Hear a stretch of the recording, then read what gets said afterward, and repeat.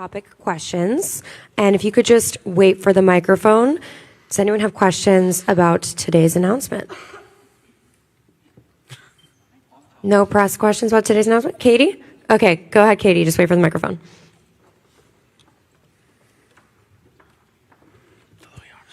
I know this isn't an initial rollout of 2,000 tickets, but what are your plans for expansion? And if you want to talk a little bit more, I know there's been some writing about, I guess, the role of a lottery system with equity, which is one of your kind of core tenets. So do you want to speak a little bit more about how that is used that way, and we can experience and expect more of this, because with how many, maybe the chancellor can speak to how many theater kids there are in the city, and 2,000 tickets, and unlike the World Cup, it doesn't end. So I don't know if there are plans to add more.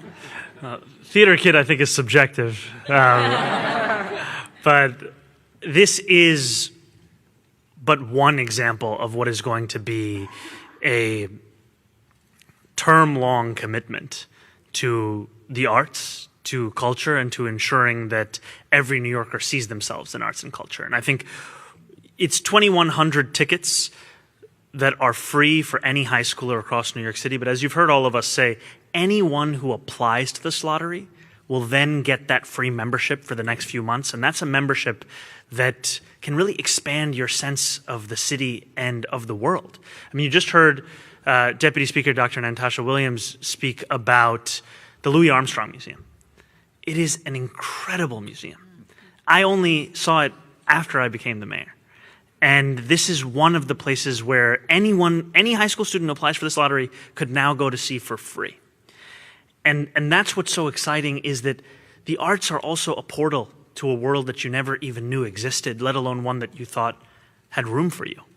And we're always going to be speaking to our deputy mayor, to our DCLA commissioner, to our MOM commissioner, to everyone who helps to lead this work inside city government and all of the partners outside, as to how we can make it easier for kids to grow up with a sense that Broadway is for them as well. If I can ask a follow-up. Please. I see the chancellor here. I know there have been some concerns from, as a whole.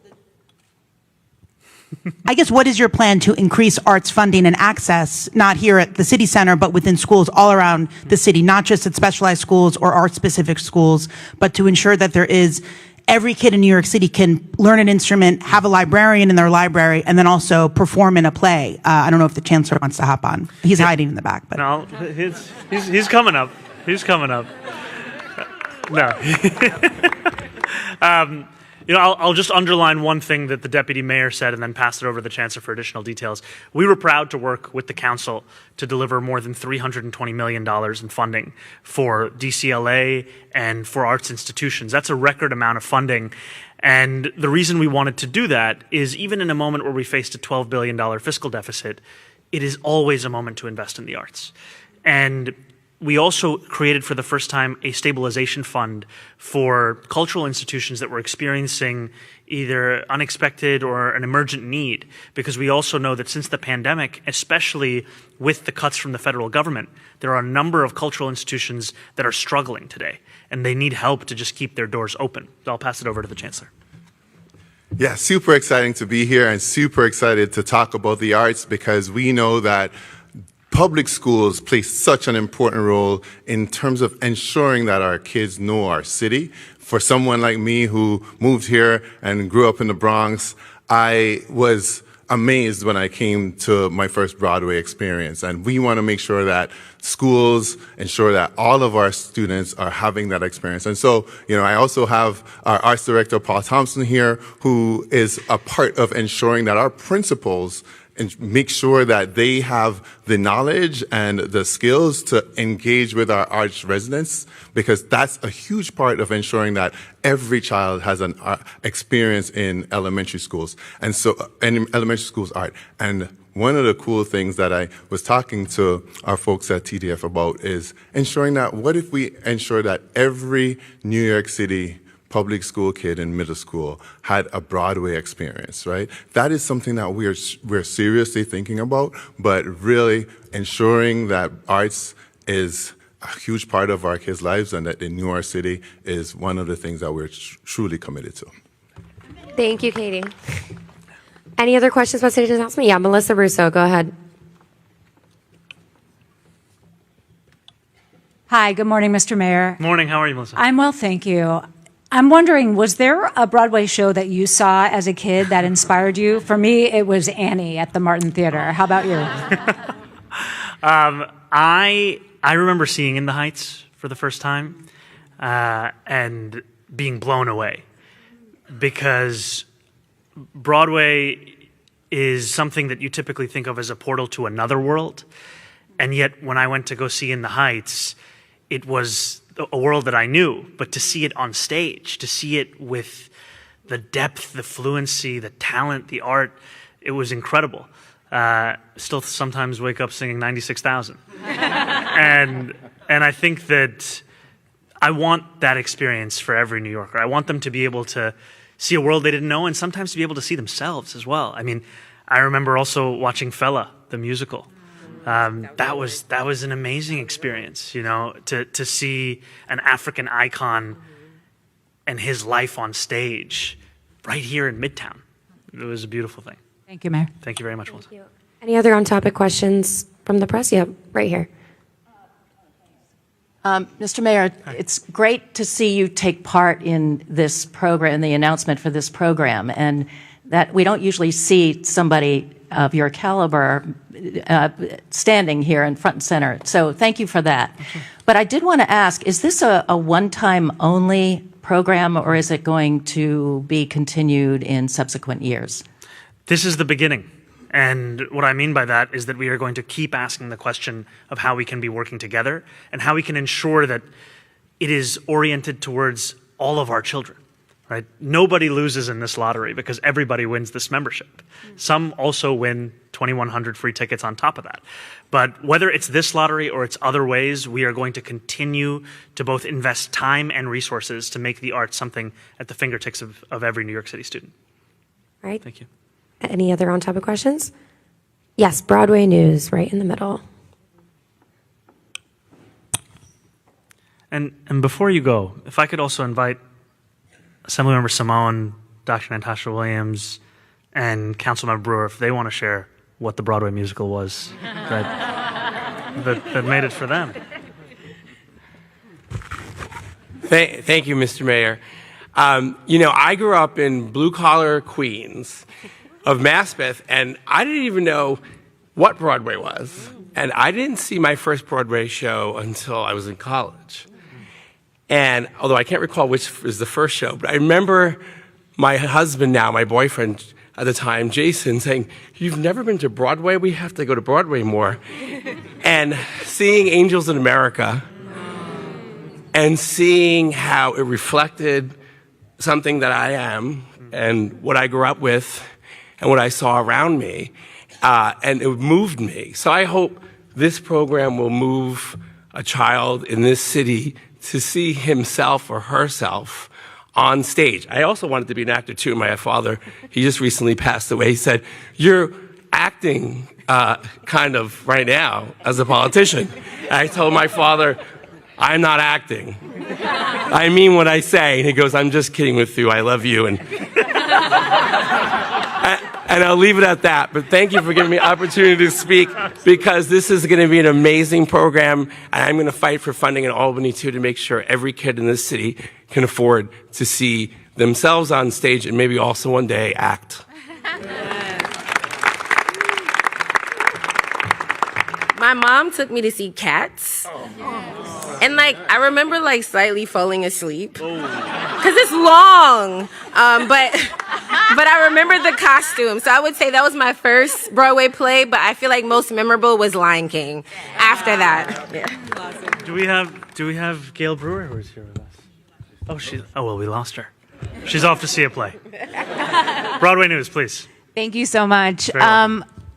I was encouraged when the chancellor mentioned that there's a hopeful expansion to younger kids as well, because we know that early exposure is important. But when you speak about Broadway especially, I'm very grateful and excited to hear about all of the support for cultural institutions like City Center. Is there a plan to support a cultural institution of Broadway that is not a cultural institution, a building or organization, and to support the commercial theater that brings so many people to the city and really is of all New Yorkers. Just to make clear, you're asking if there's a plan to support commercial theaters beyond the CIGs? Yes. Yeah. That's something that we'll bring back to the team. We'll have that conversation. Thank you. All right, thank you. Before we move on to off topic, we're going to take a quick group photo.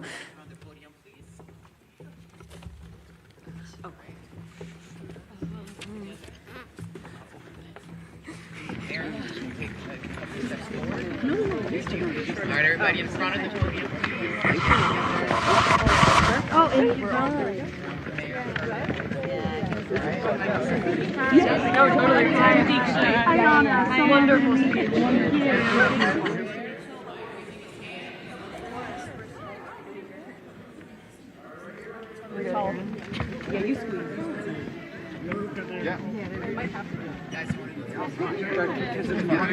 Come in front. There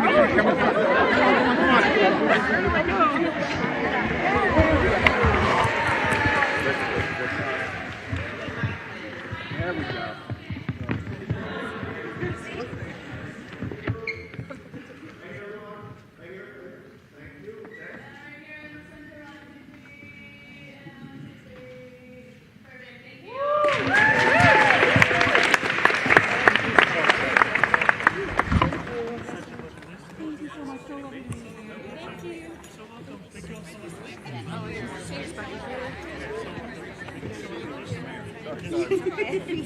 No, that was smart. It was smart to get people to me.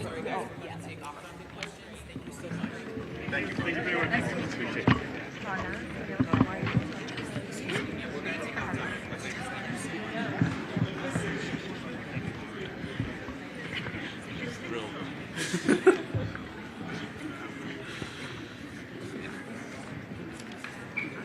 All right, thank you, everyone. We'll just give them a minute to get off the stage. And then we've got time for some off topics as well. We're going to start with Josie from the Daily News. Hi, Mayor. No Broadway questions? I am not really a musical theater. Anyway, just go to your questions. I want to make sure you get out of here alive.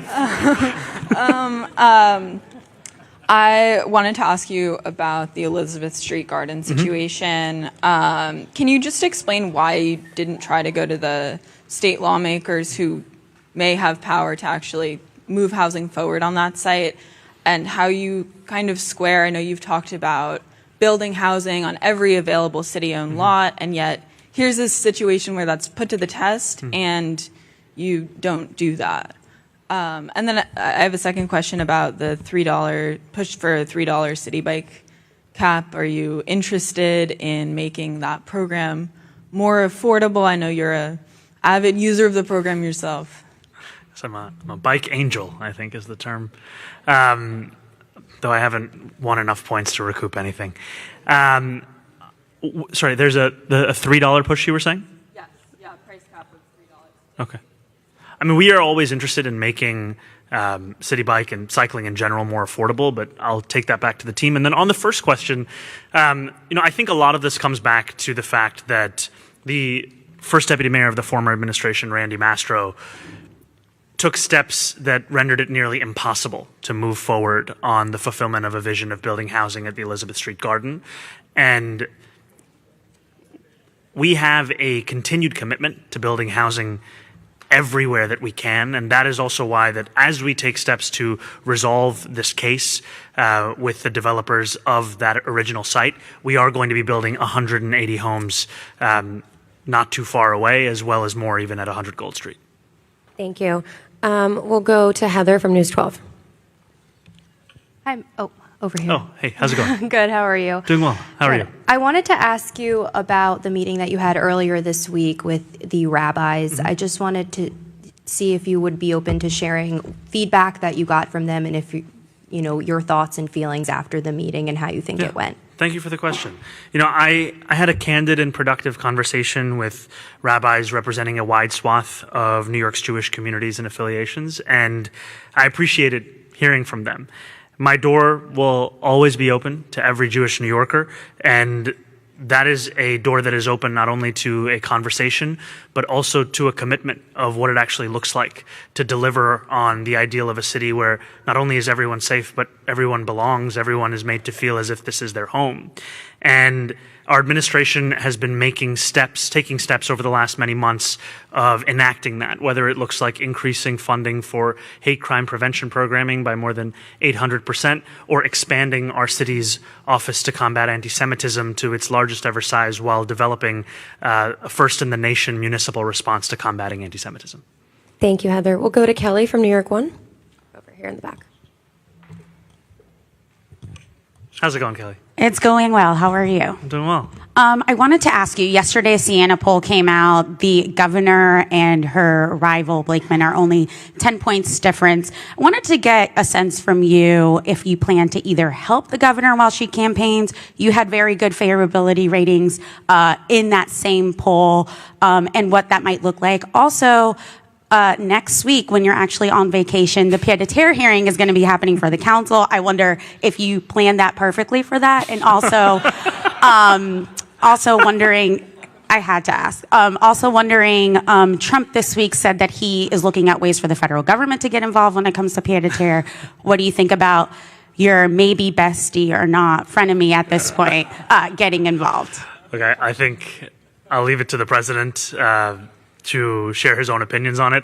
I continue to believe in the importance of a surcharge on secondary homes worth more than $5 million, as well as our ability to implement that surcharge. And just to go back to the importance of it, we're here today talking in some ways about art, but in other ways also about affordability. And the importance of a tax on a secondary home worth more than $5 million is that it raises $500 million, and that is money that makes our streets safer. It makes our schools stronger. It makes the city the world-class city that we all love and know as our home. And I'm looking forward to all of the improvements that we can deliver with that revenue. And then, Kelly, the first question, yes, I do support the governor in her reelection, and I will be making that support clear at every opportunity that I have. And I also think there is a very clear choice here between Governor Hochul and Bruce Blakeman. Yesterday, I was standing with Governor Hochul as she announced that she was going to invest more than $7 million in funding to ensure that there are no unaccompanied minors without legal defense in our city. The Trump administration had made a decision that would strip these minors of their legal defense. Now, if a New Yorker looks at what ICE is doing and they want to see more of it, they should vote for Bruce Blakeman, who has created his own militia in Nassau County. If a New Yorker looks at what ICE is doing and is shocked by the inhumanity and the cruelty that is in the very heart of that agency's operation, then they should vote for Governor Kathy Hochul. Thank you for your three My vacation questions, timing? Kelly. Yeah, no, it was not about this hearing. Thanks. All right, we've got time for two more. We'll go to NJ from Channel 7. Good morning, sir. Morning, how are you? Yeah, well, thank you. Courtwatch NYC is going to release the results of its research into the number and nature of arrests in the city. I'm not asking you to comment on their findings. They haven't been released yet. But you are in regular communication with the police commissioner. Mm-hmm. Are you confident that she is executing your vision for policing in New York City? Yes. I would not have someone serving our city if I was not confident in what they were doing. And I look forward to the release of these findings. Do you know when they are being released? 12 noon. 12 noon. Okay, so then we'll be sure to look over them. And I think I appreciate all of these different initiatives that are all looking towards the same thing, which is how to deliver safety and justice in our city, and that continues to be a focus for us. Thank you. Okay, we've got time for just one more. We'll go to Liz from Gothamist. Liz, you have to say your favorite Broadway show. Gypsy. Gypsy, okay. Love Gypsy. It's iconic. Yeah, everyone should see Gypsy. She it's says, so looking at Josie. Layered. Eye-to-eye. I can't. I don't get me going. I wanted to ask you about the drop in reading scores. The UFT president, Michael Mulgrew, has criticized the way the DOE has implemented its literacy program, NYC Reads. He says unless the city makes some changes, he's going to pull teacher support for that for that program? And then my second question is about the pied-à-terre hearing. Given the fact that there's this ongoing lawsuit, are you comfortable with your administration officials testifying in that hearing? Because likely everything they say will be pulled for that lawsuit. I have confidence in our administration officials being able to navigate what are often concurrent obligations, both whether it be to a hearing or to an existing lawsuit.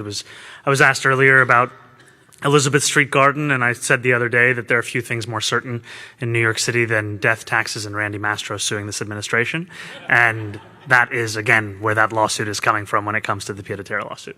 And then on your first question, I continue to be confident in NYC REITs, and it is developed with the real findings of what's been effective across the country in mind, and we know that it is a critical thing that we equip our public school students with.